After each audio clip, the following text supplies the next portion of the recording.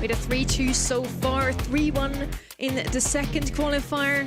What's this one going to be? Quarterfinal. I'll go.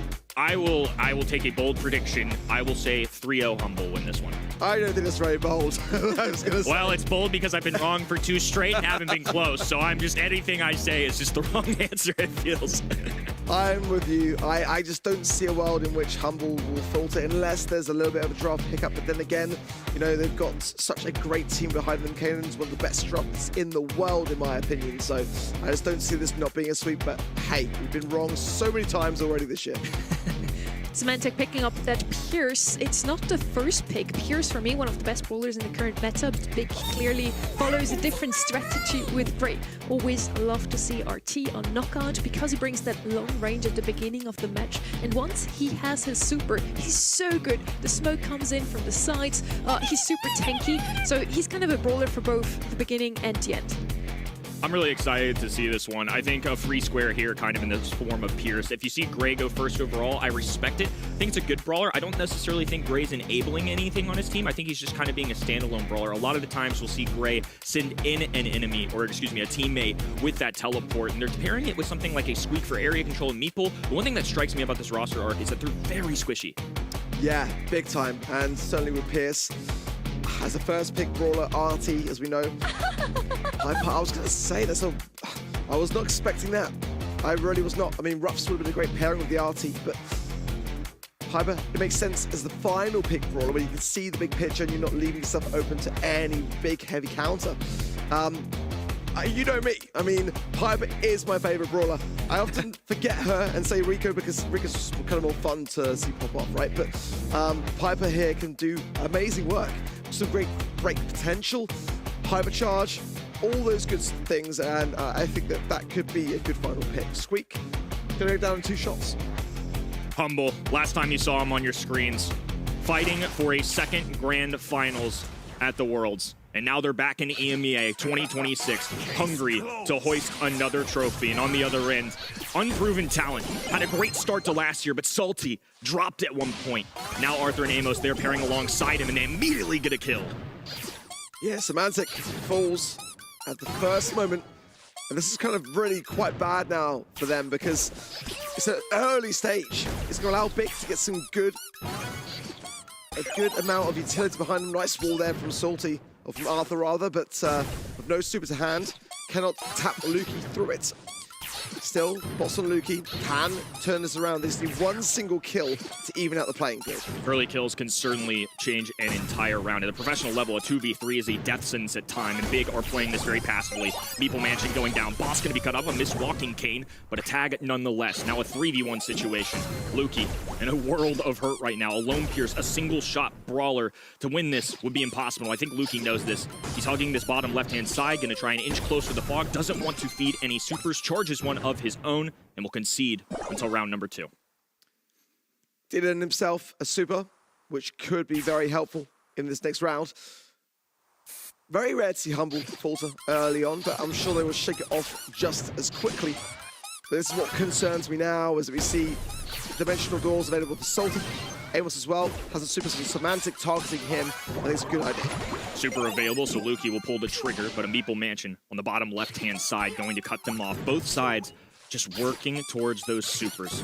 You got 2 on that right-hand end. Amos has one with Squeak. It can deal some devastating damage, but on the other side, Humble lacking in that utility category.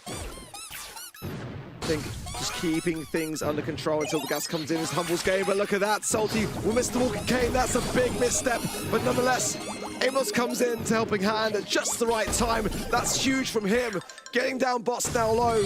Oh dear, this is not the start for Humble in a 3 versus 1. I don't think even bots can do this. This game number 1, especially the round 2, really showed what the gadget from Meeple can do. The Mansion can enclose enemies, and then they've got Walking Cane from Gray, and an area shot from Squeak that covers multiple spots on the ground, so you can hit multiple enemies at once. That's a piercing damage shot. When I saw Gray initially, I'm so used and I guess conditioned in my brain to see him with very aggressive or tanky brawlers, ones that want to be up in the face of enemies. I love this creative choice. They first picked the Gray. It doesn't telegraph what they want to do later on, and then they took a really nice pairing here in this tandem of Meeple and Squeak. I'm really impressed with that game start. Big already making some plays, which I love to see. An early break, a little bit of that grassy area by the Manchester of Meeple of Ava. But look at this, a nice pinch between Semantic and Boss. Does make light work there of Ava. And this is back to Humble in the way that we know that. Trying to find Salty now, who's low HP but healing up. And he's still dangerous. One walking cane and a few taps could bring things back into order, but it keeps getting missed by Salty. A lot of times in Knockout, you're going to see these teams be very passive off the start and a lot of action at the end. However, there's no aggressive brawlers. There's no real in-game advantage, I would say, for the blue roster. So I think if you're Humble, outside of maybe some RT static, you're really going to want to play for these early games. So getting a frag in those closing moments, a lot tougher. An early lead like this makes things much easier. I like how Semantic and Boss are working really harmoniously together there as Lukey finds a nice pickup. Salty now going to be going into the gas, and it makes a lot of sense just to try to preserve things and not continue to feed more over to Humble. But, you know, Boss with these amplified shots allowing Semantic then to follow up with a nice homemade recipe gadget or just a few taps that connect. Does make light work, but it's still Humble that are behind, but now coming back around, one round away from tying things up. East-West battle, one of the unique features of this map in particular. So Big going to branch out to that right-hand side while Humble full force on the left. Hypercharge super available for Semantic, so keep an eye on that. Unfortunately for Lukey, he is going to be trapped right now. Dodges, doesn't get through the walking cane though, and now Boss has to make up for it. Can't compensate for his fallen teammate. Semantic, 1-on-2 situation. Piper can dish out a lot of damage, but it's going to be difficult. Again, similar to Pierce, single shot brawler, sharp shooter. Gonna be really, really hard to bring down two full brawlers. But I would love to see it, and it is doable. Semantic's still going to pop a gadget. If he dies quickly after this, then it will take a while before he's able to rekindle it in the next round, though. Salty, yeah, just got to go in now, get this done. It will mean that he's lacking a little bit of utility coming into what could be the final round of this set. If Big can bring another round to the table here. Kind of strange to see Humble cold to their thumbs, really.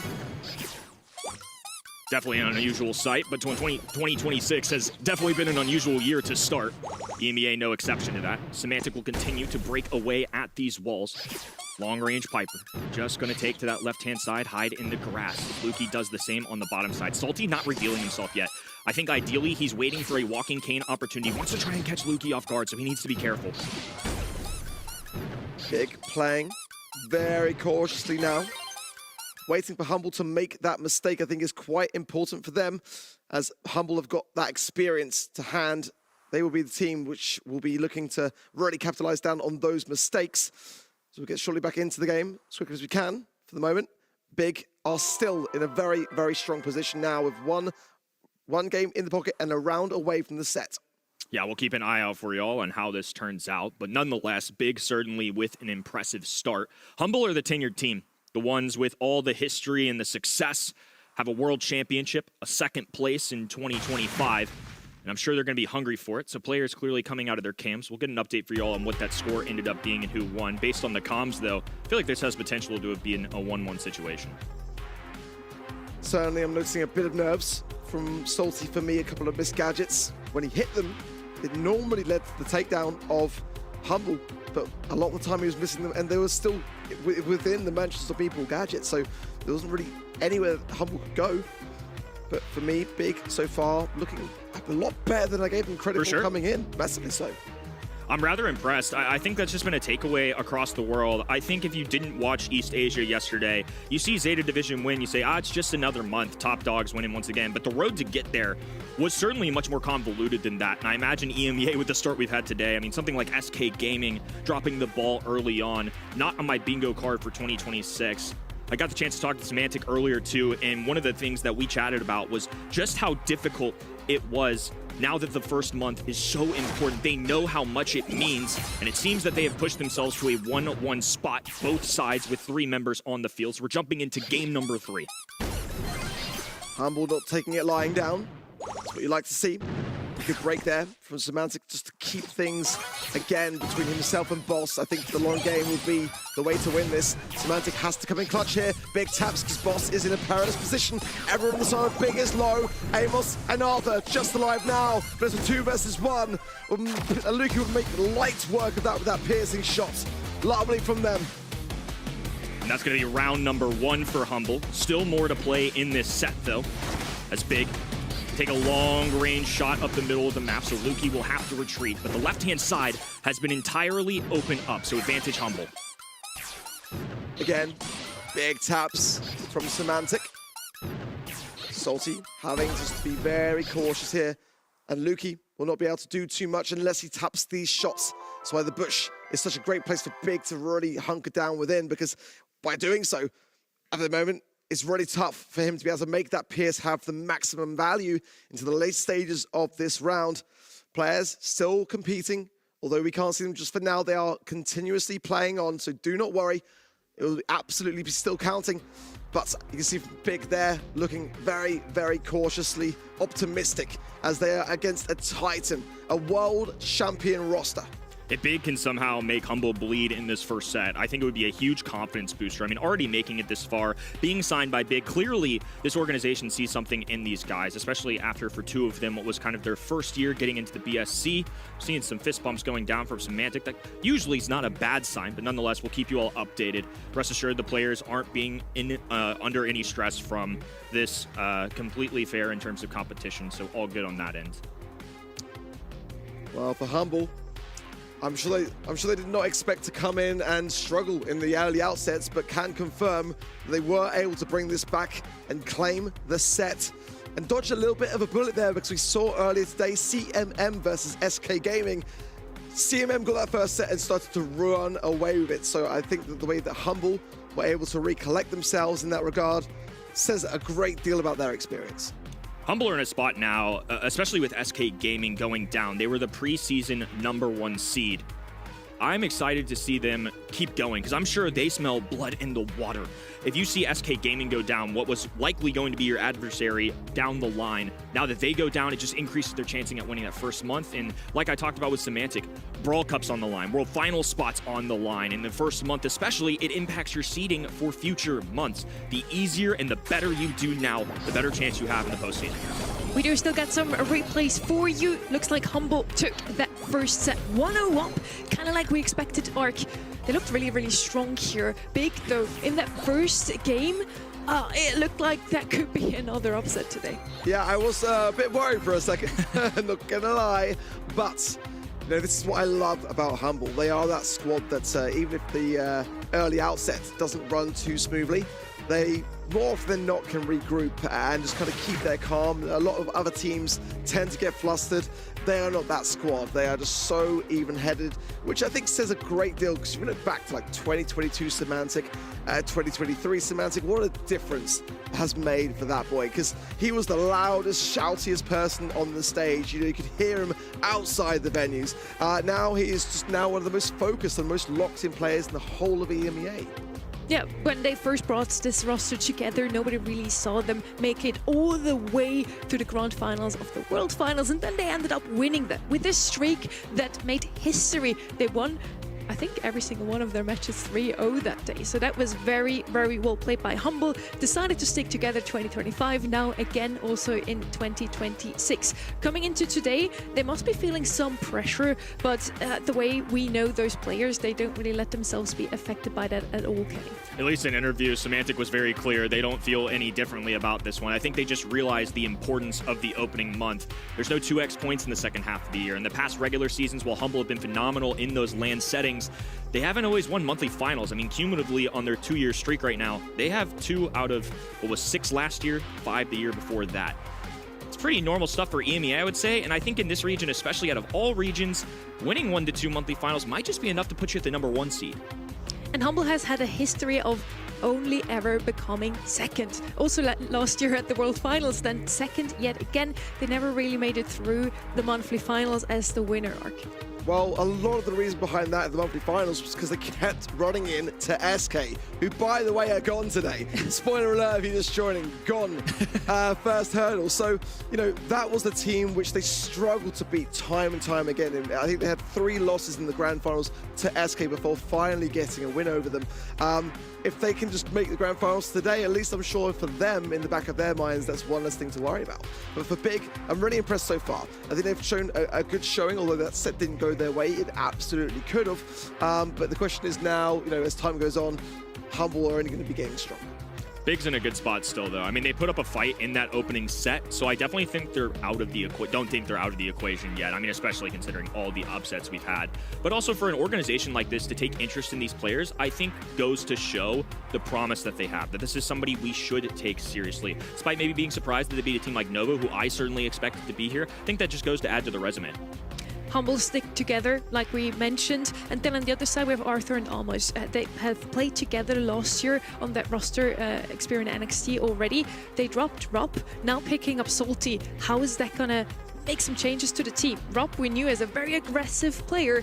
Is Salty going to fill that spot? I mean, Salty did amazingly well, and like we were discussing coming into this matchup, for all intents and purposes, absolutely deserved to be at LCQ. So I feel like at the moment, despite seeing a few signs of nerves, a few missed gadgets in that last game, I think that that could have been a bit of a difference maker potentially in those moments. I think that he'll settle down in the next time. I mean, it's a tough matchup. I mean, if you're big, you know, coming into this one, a great qualifiers, I think for themselves, a big test of their skill set to ensure that they get that win over Novo to be here in the first place. But this is not the match that you want to do when you finally qualify for a monthly final, is it? Your first round and you're facing world champs. You don't want to be here. And Salty, of course, is super happy to even be here. It was a close race in the monthly qualifiers, as we mentioned, between Novo and Big. So now Kenny, Salty already got that revenge against his former teammates. What happened exactly last year? I mean, it's hard to say. You know, I think he has the opportunity, though, and why I'm so interested in him as a player is he has kind of a shot at changing how people look at him. He went from playing with the team for 5 straight months, helping them work towards that postseason goal, and then right before month 6 is booted for Enraged. He had to sit there and watch as his previous team won through LCQ, had a heck of a showing compared to their expectation at the World Finals, and I think a lot of people are just trying to do a little math. Okay, the second he leaves, they suddenly have success, and he just has to sit there and take it for months. And now today, revenge against Novo, a previous teammate, and his replacement. And then he has an opportunity to take on somebody like Humble. Even if you lose, as long as you have a strong showing, I think this is a successful month for him, but as the year goes on, it's going to have to be a level up. But one thing to add to that, though, I've got to chime in, is the fact that I think Enraged was incredible at LCQ. For sure. Incredible at the World Finals. It's just the nature of the game, you know, and those decisions can only come from the teams and the organizations. It just was a sour taste for Salty, you know, no doubt about it. But Enraged, phenomenally, you know, I think that actually paved the way a lot for what Papara Supermassive were able to achieve, you know, at the World Finals, at LCQ, and one of the biggest upset stories of the entire season. But for Salty, definitely, he's on his revenge arc this year, no doubt about it. Novo obviously not here today, but that's certainly a team we could see next month as well. For anyone who just tuned in now, let's have a look at the bracket once more. What went down today so far? And I think that quarterfinal number 1 had a huge upset in store for us. How could it not? I mean, SK Gaming for me, I had Humble winning before today started. I have him as the preseason number 1 in this region. I feel still good about that. I still feel okay about SK Gaming on the year, but when you look at today and yesterday, still plenty of matches left to be played. If you want to quote-unquote look at a biggest loser, there's no doubt in my mind it's SK Gaming right now. I mean, Reject yesterday, definitely somebody that struggled compared to what we expected, but to lose to FACMM, who weren't expected to do much, I would argue that nobody really looked at them as a top 4 or 5 team. I'm sure predictions at event.brawlstars.com barely had them in the winning category, so for them to get this dub, really exciting for these players. I mean, easily the biggest accomplishment of their career. Yeah, I feel like, for me, SK Gaming will be so utterly disappointed with their performance today. I feel like they will be, you know, coming into the next monthly final qualifiers, having to really shake off that dust. And again, not taking anything away from CMM because they played so well. I mean, you can see that they've already prepared for this match. But SK know that they can do better. Absolutely for me. I'm excited to see what they can do here. And the next one as well, I mean, Team Heretics split, an exciting one too. SK Gaming CMM obviously ended with a banger. I mean, went all the way the distance of a 3-2, had the world watching. It's tough when somebody like Navi, so coveted in the offseason, became just immediately erased in our starting of the year. I mean, that's a tough impression. That's a tough way to kick off a season, especially with Brawl Cup on the line. I mean, you can see it on Yassi's face right there. Just stressed out. I don't know what to expect from SK Gaming next month. I'm not necessarily hopping off the bandwagon, if you will. I still think they can be top 3 in this region, but going to something like a Brawl Cup, getting the number 1 seed in this region, just got so much harder. Semi-final number 1 is certainly one I'm looking forward to. Seeing that young roster that we haven't seen too much so far of face up against Foot Esports. Foot had a great run also against Team Heretics. It was a 3-1 in the end. We kind of expected it to be a little bit closer arc, but Heretics showed up to fight. It just was not enough. Yeah, I mean, Heretics for me, I mean, what can you really say? Their performance today was just quite abysmal. I think the SK, Wow. it was. It really was. They were just not in the game at all. They were like, honestly, the worst I've ever seen Heretics play. I'm just going to say how it is. That's how I feel. It just was really, really poor. I think I just expected more from them, especially from Guesty coming in on his first day. I have high expectations for Foot this year. Obviously, Guesty has been hyped up throughout his entire career, long before he made a debut today. So for me, I took Team Heretics and what I thought was going to be about a 3-1. Foot have been phenomenal. Easily one of the standouts for me from watching scrims around the world. So much promise, but I feel like I just felt lacking, I think, for lack of a better word. I mean, it just felt lacking. It didn't feel like the Team Heretics that I expected, especially one that in qualifiers crushed it. And that was really what shifted the tides for me to beat a team like Navi 3-0, one that I respect, one that I think has great potential this year. And then just to drop the ball in the top 8, I don't know what to expect from them. That was for me exactly the thing that I had reservations for, was that they destroyed Navi so easily in qualifiers, and then qualified through the upper brackets, and now we see them just kind of really not showing up at the monthly final when it matters. I mean, for Esports were excited for all this. You could see it. It was written all over all of their faces. Guess he's been waiting for this moment, and he just didn't hesitate to capitalize down on it, and he was just like a duck in water. He really, really was. And I can see definitely today being in the grand finals as a result of this starting hand, but for Heretics, I just expected much, much more. Yes, I also expected more from myself with my predictions today, honestly. But it is what it is. After yesterday, I think you can just predict whatever the casters did not lock in, and you're gonna be fine, honestly. Yeah, today we had some different brawlers picked up from yesterday. We talked a lot about those buffy brawlers, Frank, Spike, and Mortis being the most picked up, and oh, surprise! All 3 of those have buffies. Only 6 brawlers in the game so far have them. Those 3, the most prominent ones. In EMEA so far, the most picked brawlers are Mina, Gray, Gus, and Otis. Why is EMEA now following our beautifully laid out path for them? Well, it's because they're in the ban stage. They're not allowed to be played right now. It's just one of those things where I think if you have 6 brawlers in the game with an added feature, naturally, buffy brawlers are going to show up at the top more often than not, right? And I can't blame players at all for that. They're all very powerful. I think Gims is the best brawler in the game. I think Spike might be the most versatile. I think Pierce is right there with him, though. That's another brawler that I'm expecting throughout the day that kind of catches up. You mentioned Mina, too. That's a top 5 brawler for me as well. I mean, it's still an unbelievable utility kit between the gadget, between a stunning super, all great things. And especially with our map pool right now, I think both those brawlers really fit it.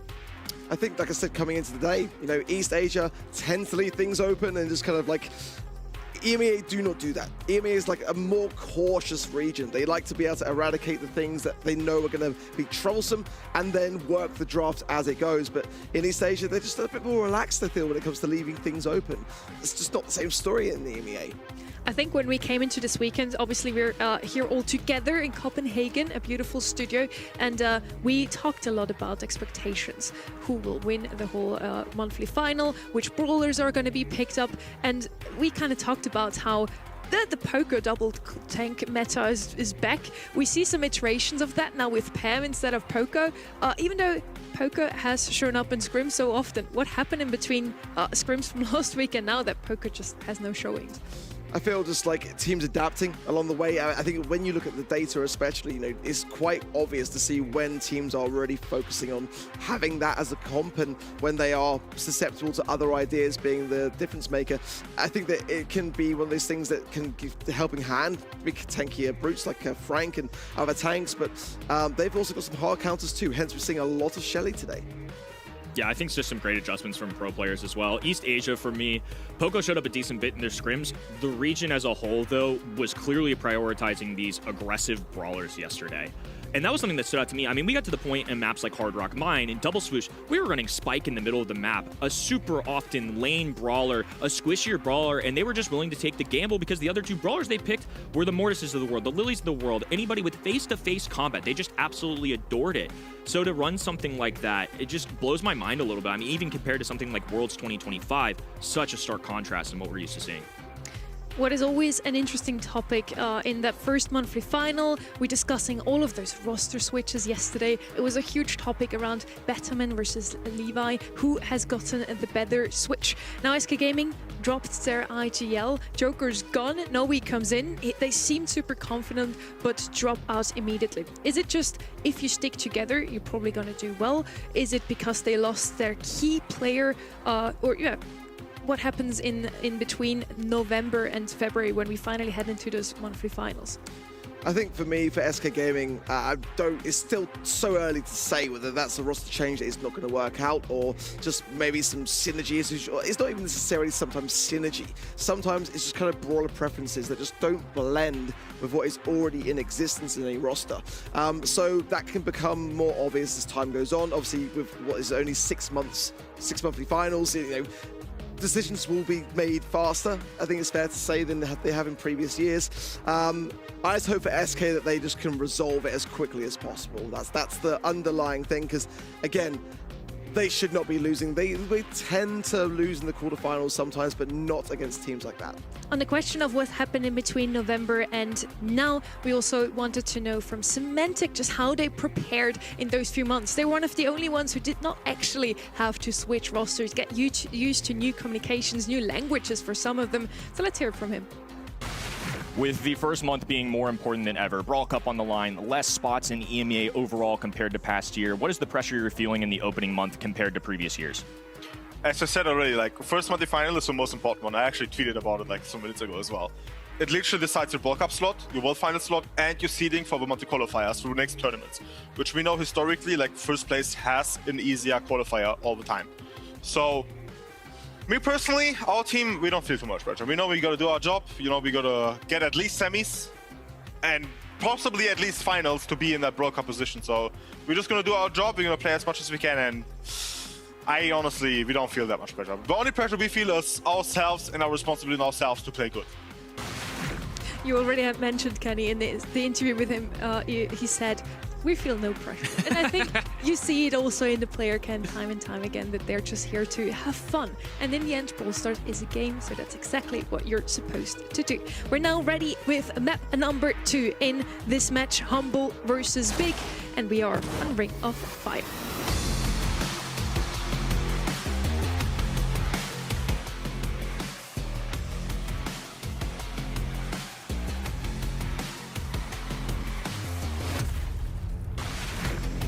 Ring of Fire now, finally the map we're gonna see Poco. Yes? No? Maybe another Gale, Kenny? I mean, it's a maybe for me. It is unusual though. I mean, Poco was one of the standouts for me that didn't show up yesterday, like you mentioned. So it's kind of something I want to see if that's just an EMEA thing, if it's other regions, and East Asia was just so aggressive to the point where they're willing to run triple tank / aggro. It's just an unknown for me. So I definitely think this is one of those maps where it could appear though. I would like to see it. I just feel like if it's going to be played, there's a lot of ideas that could be just hard to shut it down. And I think qualifiers, it works better against some squads that were maybe perhaps not as accomplished along the paths. But I feel like EMEA maybe are just a bit attuned to how strong it can be. In a perfect world, no bans arc, what would be your comp? No bans. I mean, I'm all for the cheese. I'm saying run it down. Give me Pogo Frank and something else for good measure. I know it's not Trav's flavor, but if it works, it works. Trav's got to learn. He's got to learn how to deal with it. Well, sadly, this is not a perfect world. We do have some bans in place, and one of those is Poker, alongside Ems and Spike from the side of Humble. Big on the other side went with a Juju ban, not a brawler that I expected to see in such an early stage. Ember and Grey also banned out. Ember was one of those brawlers we saw very often in this region in the icebreaker before the season even started. Pierce is going to be first picked up, and Kenny, you already said how good you think this brawler is currently. Yeah, I mean, I really do think Pierce, especially at a professional level where these guys more oftentimes than not are landing those shots, his biggest benefit is that he deals solid damage already, but if you're cycling in shots, you're reloading ammunition, and it just steamrolls into kill after kill, and that super covers so much area, especially in a mode like Hot Zone, where all the action's revolving around a central point. Having something like that in your toolkit is nice. Nice to see a Frank here from Humble, in my opinion. You've got the Mina to be able to dash and stay predominantly on the zone, the windmill gadget as well to protect the Frank. Despite not having a Poco heal, I think it's definitely what Humble would like to get their hands on. But let's see whether it is the second brawler that they pick up or if they risk it and hold it out for a final pick once they can see the big picture. That wasn't a pun, by the way. That was just literally following up. Finks, though, yeah, I think player safe could be definitely better. Finks, we already saw today getting some good results on Hot Zone. I think Frank definitely a good call here. Still Arc probably now picked up by Big instead. Let's see if they're also going to combine it with another healer. Pam could be that option. Still left open. Byron. Let's see what Big decides to go with. Finks and Mina actually the two most picked brawler in the scrims from the last 2 weeks. So Humble gave themselves definitely the opportunity to take this set. I really hope Big know what they do, and seems like they're going to follow that strategy that Arc and me talked about. Yeah, Pam is one that's always kind of been in the EMEA rotation. Healing Station here is so nice, though. And I'm looking at the other side in Semantic and Boss so far. Finks and Mina don't necessarily scare me off from that Pam. I think it'd be rather oppressive. And if Humble wanted to sixth pick something aggressive or a tank, something that wants to be up in your face, Pam with the Scrap Sucker gadget is going to be a great shutdown. Okay, let's see what Big will be thinking. That wasn't what I was. No, Frank! Okay. Big being kind of wild. And again, there's a third and final pick still to come here from Humble, so what's stopping them from just shutting this down immediately with a Shelly or having a Frank as well? I mean, these are crazy ideas coming out here from Big. I guess they're intending to, yeah, Frank gonna come in. Lace and Bush, Frank's gonna be able to clear a lot of that. It's a cheesy idea here from Big. It can work, but I feel like with the Frank, you know, that is going to be a brawler which will just repeatedly be looking to unhinge the strategy that Big are trying to bring in here. It is so cheesy indeed. Humble on the left-hand side has 3 of the 5 most picked brawlers on the map overall with the best win rates. They have everything they need to win this set, but maybe Big knows something we don't. They have just the answer to those very meta picks from the side of Humble. Rosa, definitely did not expect her. I do know Inso loves this Rosa. Arthur had talked to me beforehand and said Inso thinks that she's indeed better than Frank. Let's see if he's right, Kenny. I mean, this is a wild composition, and it kind of makes sense when you look at the bans now. Getting rid of Amber, Juju, who's somebody who thrives in grass with a long-range shot. It all adds up a little bit, or at least gave them an out to pick it at the very end. I don't think Humble ever had to really worry about it, though. Lukey in the middle of the map. Gonna have an early start here for Humble, and unfortunately for Big, could be a bad break on the start. Yeah, I feel like Big, looking for this cheesy strat, are taking a big risk in that regard. Humble are just not playing into it at all, just playing with a much safer draft. And since we're still having a couple of issues on the spectate side of things, the players will be unaffected. That is the most important thing to remember here, that competitive integrity will still be remaining. But for now, it's tough to say who has got the better start. Humble, 22%. Definitely got on the zone quickly, but now that the healing station for the Pam is all set up, it does give Big a bit of a leniency in that regard. Humble certainly the ones in the driver's seat, at least to start that. A more traditional composition, I would say, to say the least. It's hard to say where that comes from. I mean, where does the Rosa come into play for me? And I feel like it's either a strategy that they so wholeheartedly believe in, or it's just something so crazy that they don't think Humble's going to expect it. Sometimes to me, those like out there picks scream desperation. And I'm curious to see if for Big, this is a strategy choice or one of those throws the kitchen sink and see if it works. Yeah, it's like throwing a spanner in the works, isn't it, really? Trying to just get inside the minds of Humble. We've seen time and time again some of the best teams in the world being quite affected by the cheesier of the strats. Humble there towards the end had a hypercharge on the Frank, so likely to have been able to tie up that set, but we'll find out briefly how they kind of ended things off. For sure, one thing I can say is that the faces of their opposition are Big do look a lot more nervous than Humble, which is kind of what you expect from a team like Humble, who have already been able to raise and lift a trophy. when I was talking to Arthur, I'm sure that turned out to be like a 40-minute discussion on how Rosa is not meta and why. But yeah, I would have loved to see how Rosa actually fares in this match here. We at least are gonna have the result, and we're of course on it to still show you some gameplay. So yeah, bear with us here. Rosa, she has that shield. She has nothing to stun the Frank to make sure that he doesn't stun her. So I really don't know, with no knockback, how that's gonna go down. For me, this set is kinda already won by Humble if I just look at the stats and at the brawlers they have in their hands. I think in addition to Rosa's on the table, I don't think Humble are necessarily looking out for it. The bans that they had, sure, something like an Amber can get rid of grass, so I see why they go that way. But if Frank's still on the board, every time Frank uses a super, it breaks down whatever's in front of him. There's just all that grass that they work for, one super, and it's gone. So I think that's something lacking. I mean, maybe that's something they felt comfortable with still, but to me, just obviously we can't see what's going down there, but at least in terms of logic, that doesn't play for me.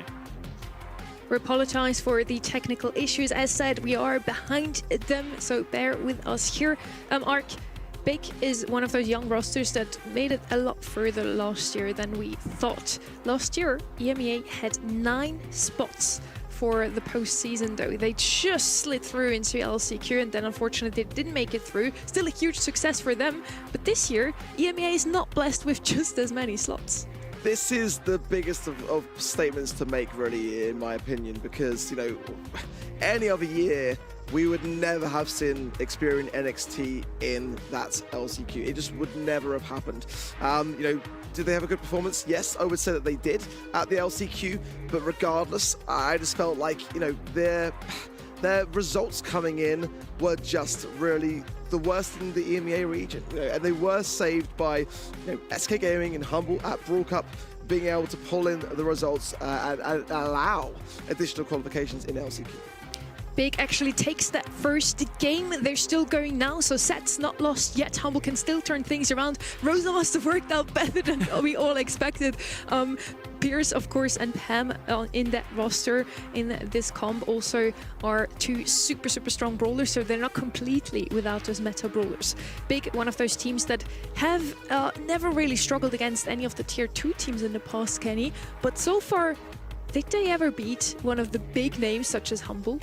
I mean, kind of what you said, Ark. Experian NXT last year were number 9 in this region, I believe. I mean, barely made monthly finals, never made semifinals. I think for them to get a win here would obviously be the biggest moments of at least 2 of their 3 careers. Salty's been around for a little bit, has had success, has gone the distance, not necessarily get a big grand finals win, but has been around the EMEA borderline top 4 to 8 for a while now.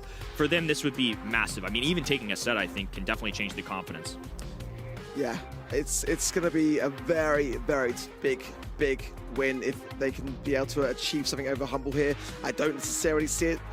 If they bring out the cheesiest of the cheese and can try that way, then maybe Humble will fall victim. Looking as well like they are under pressure in this set, and that is unlike Humble. So it could be a way around things. It's 1-1 in that set now, so they're in game 3. It's super tight. Kenny, you actually had a talk with Salty earlier. Let's listen into that. Despite how last year ended, obviously you've landed on your feet. You're with a brand new team. What's the difference between previous years you've played with and now playing with Big and your new teammates? What are they bringing to the table? Well, if I need to compare it, I think nowadays I have more like family-based environment. I feel like we are all much closer, even though we don't know each other for that long. But yeah, like everyone is really supportive, really motivated, and we share the same goals and the same values. I feel like the team can really work. Salty, thanks for taking the time. Best of luck today. Thank you. With Ring of Fire behind us already, Humble takes the lead 2-0. They are looking really fierce today, just as we expected. Finally, something goes the way you expected, honestly. But yeah, Humble, as strong as they looked only second at World Finals, second at World Yeah. Finals. Yeah. Only. And last year, we said, Experience NXT didn't qualify for all of the monthly finals. Humble also didn't qualify for all of the monthly finals. I mean, we There's can allow levels to this. one. There's levels we can to this. allow Yeah, there's one. levels to this. To still come second in the world after missing monthly Nope. final, I think it's allowed. But for Experience NXT, you know, it wasn't just one. It was many. And, you know, they would not be at LCQ if it hadn't have been for the performance of the EMEA region of World Cup. That's a fact. But they did have a good performance at LCQ, but they just shouldn't really have been there. They shouldn't, but Humble, being the reigning world champions in 2025, also should have qualified for every monthly final, in my opinion. But you can say that they should have lifted Well, I the mean- trophy being former world champs. I mean, give them a break. I can't expect perfection in this region especially. Humble won a World Finals, and that's equal to the number of monthly finals that they won that year. That's just how difficult it is, especially in a deep region like this, to compete. And the defense of Humble a little bit last year, I mean, second place, like you said, just second. Incredible result. Back-to-back year run. But only 2 teams in that entire region made every monthly final. I think that goes to show even more impressive that Humble were still able to go the distance in the postseason. We're hoping to show you some more gameplay now, heading over to Bridge Too Far. This is one of those maps I am excited about, so yeah, let's hope the gods are with us in this one and we are gonna see some gameplay. Bridge Too Far, one of those maps we talked about before. There's a lot of water on the map, and which brawlers do we want to see because of the water? A stew, apparently, according to you. No, Mark, I give you such an easy way Hey, into this I'm to sound totally smart, you know? Alley for me. You said water. I think Swamp, Alley, Instant Connection. It's somebody that's been one of the most banned brawlers That's on what I this wanted to map. hear. And on top of that as well, I know. on top of that as well, I just think it's one of those brawlers right now that in a pro player's hands, with enough time in the game as well at this point too, since her release, it's very threatening. It's very frustrating. If you're mechanically skilled, that is when the brawlers are going to be excelling at the most. Mark, any other brawlers that come to mind talking about water? I mean, I'm ignoring the water for the moment because, again, like on this map, I feel like a lot of the bans are not really catered towards the water side of things. And the Chuck is wide open. It's the first pick by Humble. The Cordelis is banned, as you'd expect, but it wasn't earlier today. So Big now have got to really consider how they approach this. The dive comp is a little bit off the table considering they've banned the Melody themselves.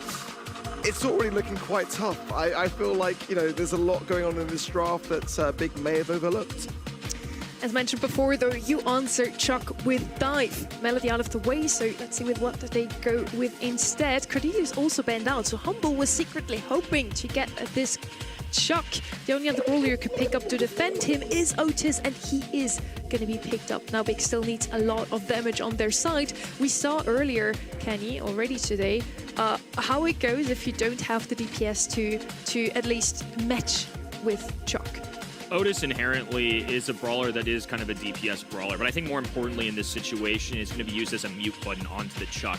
Chuck has a ticking time clock. Every so often, he auto-charges that super, rushes down the middle of the map with his train stations, and does a little bit of damage. You either answer with the most insane defensive thing you can possibly think of, or you can go something more of a hybrid. Otis with that super, and then if he gets to the other side of the high safe, deals enough damage to where it's worth something. Well, Humble now following up with... I mean, they love the Colt here being banned out by Big, though. That's something which they've been astute to be able to secure. But the long-ranged approach to be able to back Chuck up, it just goes such a long, long way here. Nanny, I think we're going to see a lot more of Nanny actually on this particular map. It's very viable now as that same pressurized strategy to be able to have to keep going in the safe as the Chuck, the TP potential as well with the warp can really just add to that pressure. And Big, with just the Otis so far on defense, Pierce can have some defensive capabilities too, so not overly worried by that. But so far, I'm much preferring how Humble are shaping this one up to be. 8-Bit, also one of those brawlers we've seen quite often today on Bridge Too Far. Going to be the last pick here for Humble. So they have a lot of range and good defense with this 8-Bit in the back. Chuck, once again, a ticking time bomb, will eventually be able to do damage. And then Big, I would have loved to see that come from them. Can't really do that with the Melody band out there. Then they go with Pierce, also a bit more passive, a slow-paced race here. They just want to hold on to control, defend, shock as far as possible with the Otis. Now finally we need some damage. Kind of was hoping to see that alley that you mentioned, Kenny. Ember maybe. Carl is fine too. Amber was on the mind for me as well, but most importantly, to your point, DPS is necessary. Sometimes I feel like teams get too fixated on Heist specifically in matchup dependence. But this is a game mode where the objective is not necessarily to get kills, it's how quickly can you get your roster members across to the other side. Peeling away at that Heist safe, and I feel like that's something Humble's composition is definitely more apt to. We shall see how big approaches. But following from your point, there's a lot of DPS lacking. The Carl was a bit of a saving grace coming in at the final pick there, but prior to that, I mean, there's not really much there to shred through a safe, and they need speed on their side. Salty down the mid already, leaving 2 shells there, but can't really push forwards to get any value for it, and Lukey already has a peek. Lukey now going to be trying to traverse across that map. Uses the teleport, so he'll be doing damage on that top left side at the bottom. Shots going down from Amos, but I don't think it's going to be enough compared to something like a Chuck and a Nani. I think that's going to be a little more profitable for somebody like Humble. Salty under a lot of pressure already on this defense. That shot went to nowhere as well. Let's see, as Semantic is already set up with the Chuck. It is close, but now that safe is cracked and leaving it in a position where Humble should be able to finalize things off faster than Big with the amount of DPS that they've got can. Being on that last stage of the high safe, I imagine things a little bit easier for Humble, especially considering how much of a base race that was, but all of a sudden things looking much closer, 1% away from penetrating through that next stage, and it's going to be a tight race. 10% now left. Figuring out what's going on off screen here as Humble have a super down, looking at a much more defensive stance right now. Well, for me, that was dangerous actually towards the end and much closer than I think it should really have been. There's a lot of credit to Big, but nonetheless, Humble now on a match point position. And they should be able to finalize things if they can keep their cool. So far, they've had a few hiccups along the way. First set being the main one for me, but they were able to still bounce back from that. So with that in mind, they should still be able to secure it here. 1-0 up in this set. And like you mentioned, just one away for Humble to make yet another semifinal. Something we're certainly used to seeing from them. For Big, just making it here, I think a large win in their books. An organization taking a chance on some younger players who showed some promise last year, but like we said, just the number 9 seed in a season like this, where there's only 4 current spots, Brawl Cup dependent, on the line, can get a whole lot tougher. Whole nother expectation with a big horde behind you. And for now, they're going to be taking a massive lead. I mean, 35+% going down, now even clawing their way past that. A little bit closer now that Humble strike back. Yeah, so much better start here for Big. Arthur now, that right-hand side, getting a nice positioning. Pierce from the mid. Will be tapping through. Well, Big can just stay in position, evade this Chuck coming back. Salty slow HP, just needs to get to the side. Oh, that was close. It's safe. Now on this final stage, if Amos can stay in position, now goes down, it's going to have to be a solid defense here from Humble. Arthur is going to be able to surely finish this off and delay Humble from being able to secure this win. Now, up against the match point still, Big holding composure. If they can just survive this set and breathe a little in the downtime, it'd be massive for them. No room for error, safe to say. That looked like more of map control going their way, and I think their presence just in the middle didn't allow for any brawler other than Chuck. If that's the situation, now it becomes Chuck versus 3, and I'll certainly take the 3 brawlers on Big side in that case, so much better matchup dependent. Ooh, look at this. Double on the right-hand side for both teams. So Semantic being ushered by Boss Arthur. Salty looking to bat. Nice shot there as Salty just rapidly firing. Look at all the reload speed going down. Arthur already off into taking damage on that high safe. That's perfect from Big. Salty and Arthur staying alive, juking these shots, getting the first crack off the safe before the Chuck is really very well set up. And now Salty getting so much damage. That's 2 stages in 30 seconds. And even with the Chuck, they're playing it brilliantly. Humble just haven't been able to leave spawn. This is perfect execution out of Big, doubling down on that right-hand side. Lukey left all alone. Semantic just going for the extra tags. Boss left the fend for himself. Well below 25%. Now Big just expanding to what might be a situation that just can't be clawed back on. The couple shots going down and an easy set. I mean, we didn't get to see all the action in that first game, but games 2 and 3, my goodness, pretty convincing. I was super impressed. from that draft, I just didn't see a world in which Humble wouldn't have secured that set. And I mean, against all the odds, for me, Big were able to hold firm. That's really, really very impressive. Against the Chuck, which is a ticking time bomb, quite literally. You were up against the clock to be able to survive on. They did fantastically well. Good to get one on the board, too. I mean, obviously their tournament lives are on the line at this point. Going to a set 4 against Humble's got to feel pretty good. And meeting my expectation, I mean, obviously, like we said in the pre-match, I felt like this was going to be a Humble 3-0 despite my wavering confidence on every prediction I'll ever have this year. But nonetheless, it's reassuring to see that this team does live up the potential that I know the organization sees in them, and a lot of fans at home do too. So awesome to see more depth in EMEA, the experience coming through of last year for some of these sides, and for Salty, still a revenge arc possibility. I might actually just stop predicting altogether, so we can't curse anyone. Can we do that? It's not our fault. I will not take responsibility. I will not take responsibility. Salty actually popping off on that. Pierce looking very strong on it. And Big prolonging this one a little bit. So far, we didn't have a single 3-0 in EMEA. I'm super happy with that. Yeah, it has been the region that has, always delivered when it comes to that competitiveness and that closeness. We still get our upsets, we still get our underdog stories, but it's a great thing to see when it battles out towards those 5th and final set stages. I'm not sure that this one will go that way. I think that Humble should be able to lock in enough in what is a classic map and mode for them. But anything can happen this year so far, and we're only in our 2nd region, has been nothing short of incredible. Let there be chaos. Let's see a set 5. I'm all for it. At this point, I'm just an agent of chaos. Let every underdog win. Let's go crazy. Let's go nuts. 2026. Some men just want to watch the world burn. My kind of year. Maybe I've just been calloused by all the wrongdoings I've had this weekend. Rico, the #1 overall pick. Somebody that I think borderline can go into the ban stage. But one thing that's become super common across our pros on every region, you see the double Shade ban there. You see the double Mortis ban. Ali being thrown in the mix. Imps is an obvious one. But those aggressive brawlers have been removed immediately. It's the reason why, that's exactly what I was about to say, why Frank is showing up even more, because for some of these banned brawlers, they're being prioritized in other directions. That phrasing of yours was actually so perfectly timed with the Rico. I thought you meant chaos when you said, let there be chaos with the Rico on the screen. Yeah, I'm a genius. I don't know. Usually, it's not in predictions. Usually the player you think of when you see a Rico, but of course he's also going to do wonders in Humble's hands, as he's one of the best bowlers in the meta currently. Frank on the other side is too. I guess they went away from that Rosa pick all of a sudden. Gray now coming in as the gem carrier most likely. On a map like Hard Rock Mine, you really want something as a gem carrier who can get out of harm's way in some way. It used to be Janet very often. We see Gus very often. Pam now coming in a bit more often in EMEA as well, just because of the sheer tankiness. She's also very hard to take down. I feel like Humble could benefit maybe here from a Gus, because that would probably be Big's final pick if they don't. Kind of forcing their hand. 8-bit mid. It's kind of classic. Like 8-bit, I guess, in many ways.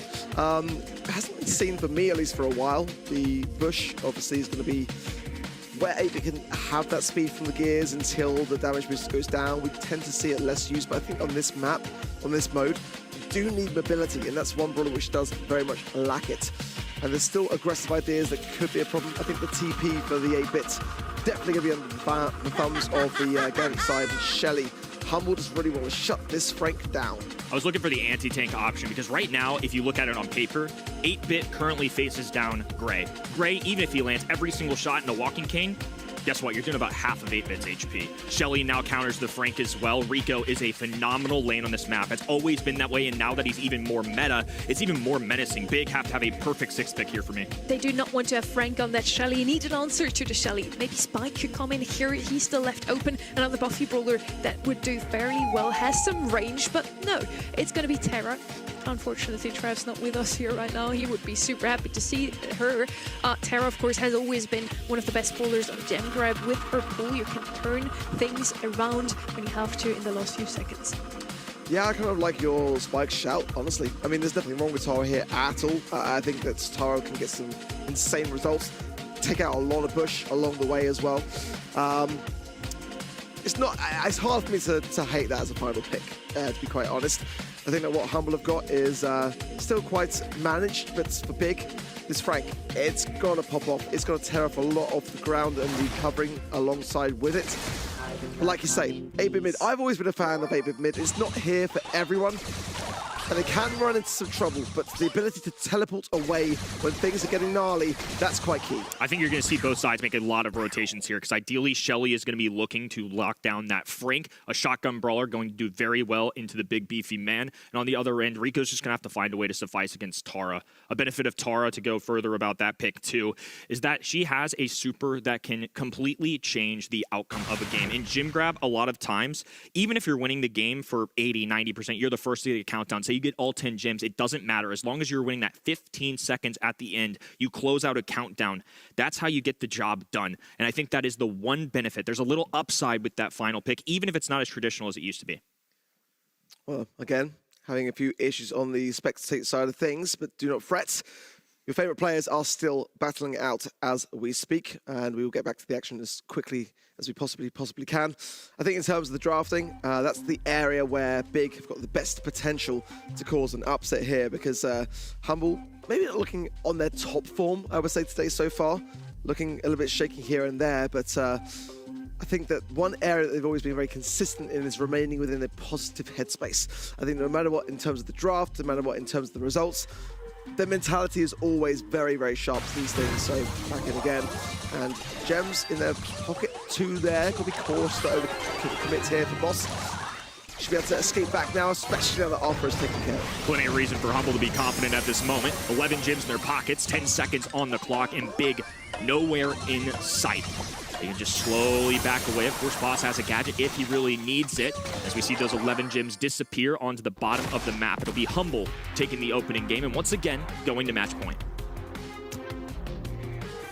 Locked in are the expressions. Humble not getting carried away whatsoever, and that is exactly the way to play this. They've got more control on the outcome, I would say, in Gem Grab versus Heist. This is more about just maintaining your lanes, keeping control, not overcommitting in that mid, and not dropping the gems, of course, most importantly. And the 8-bit is that escape mechanism for them.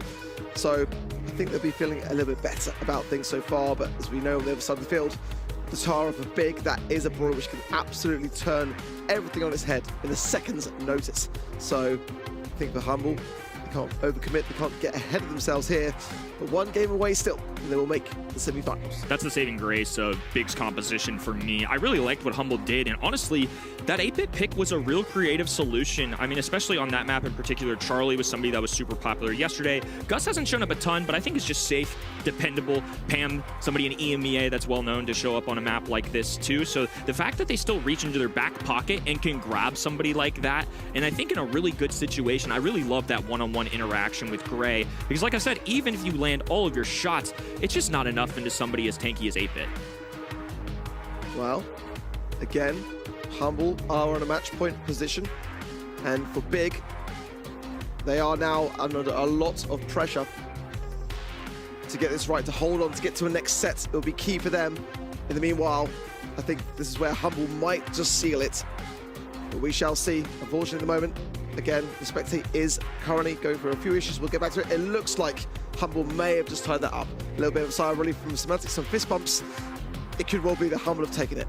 Yeah, we'll get confirmation on the results here. Obviously, they were on match point here, but now going into this next one, looking like a little disappointment, so we'll do a little bit of a guessing game for now. Nonetheless, I still feel like Humble's draft just made a lot more sense to me than Big's. If you're Big, though, I think you have to be a little bit unpredictable. It just can't be that simple all the time, especially when you're an underdog. These are respected players. These are respectable ones. They've had some good results, but to beat somebody like Humble would be a big stepping stone for their careers. And we are getting confirmation that Humble did secure that victory. They are in the semi-finals. We're able to bring things back to order for Big. A very valiant attempt. It cannot be denied. I feel like some of the drafting really impressed me, actually. And certainly in Heist, didn't expect to see them bring back a set there at all based on that draft. So despite, again, I think some unfortunate, it was quite unfortunate, wasn't it, to really face up against Humble at the first stage of the monthly final, but I have no doubt that we'll be seeing more of Big in months to come. From what we've seen, Humble looked very, very dominant in this one. Only 3 gems taken by their opponents. Looking at the stats here, Salty once again on yeah, the most kills. Anyway, Bridge Too Far was won by Big. That's the only map we really witnessed, because we have seen Humble win so often in the past. We didn't have to see that. It was obvious how it would go.